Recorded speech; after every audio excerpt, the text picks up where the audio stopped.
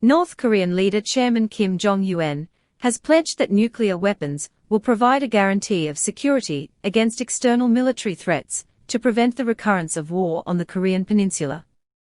The statement was made during the commemoration of the 67th anniversary of the Korean War's end on July 27, which in North Korea is referred to as Victory Day for the Patriotic Fatherland Liberation War. Now we are capable of defending ourselves in the face of any form of high-intensity pressure and military threats from imperialist and hostile forces. Thanks to our reliable and effective self-defensive nuclear deterrent, there will no longer be war, and our country's safety and future will be firmly guaranteed forever, the leader promised. Jong has been leader of North Korea since 2011, but was only appointed as head of state in 2019 after the country's Presidium President Kim Jong-nam retired at 91 years old. Kim Jong-nam notably experienced the Korean War firsthand in his 20s, and oversaw the country's nuclear and strategic missile programs during his 21 years in office. The Korean War is currently technically ongoing, but has been frozen under an armistice since 1953. The war was followed in 1957 by a unilateral abrogation of parts of the armistice, Article 13d, by the United States, which proceeded to deploy over 950 nuclear warheads to South Korea. Washington came close to authorizing nuclear attacks on the North on multiple occasions under the Lyndon Johnson and Richard Nixon administrations, which involved strikes with thermonuclear warheads several times as powerful as those used against population centers in Japan.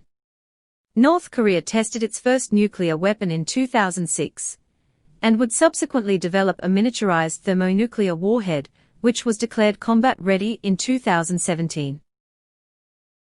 2017 also saw the country complete development of two intercontinental-range ballistic missiles, the Hwasong-14 and Hwasong-15, which both demonstrated a capability to deliver strikes against the United States mainland.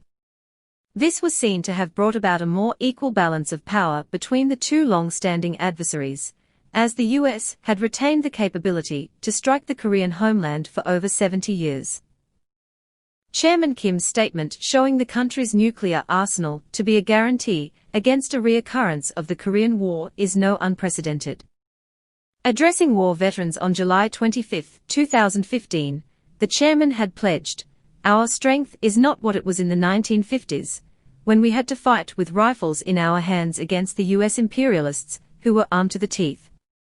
We now possess the strength with which to fight any form of warfare that may be chosen by the United States. We have the power to deter the United States from unleashing a nuclear war." Gone forever is the era when the United States blackmailed us with nuclear weapons. The Korean War saw an estimated 20 to 30% of the North Korean population killed, largely by US firebombing raids, which had saturated population centers across the country with napalm and other incendiaries, but also under multiple massacres of civilians carried out under orders by US forces. Historical memory of the wartime experience continues to exert a major influence in North Korea today, from performing arts to education and foreign policy, and has provided a major incentive to develop a viable deterrent to potential future attacks.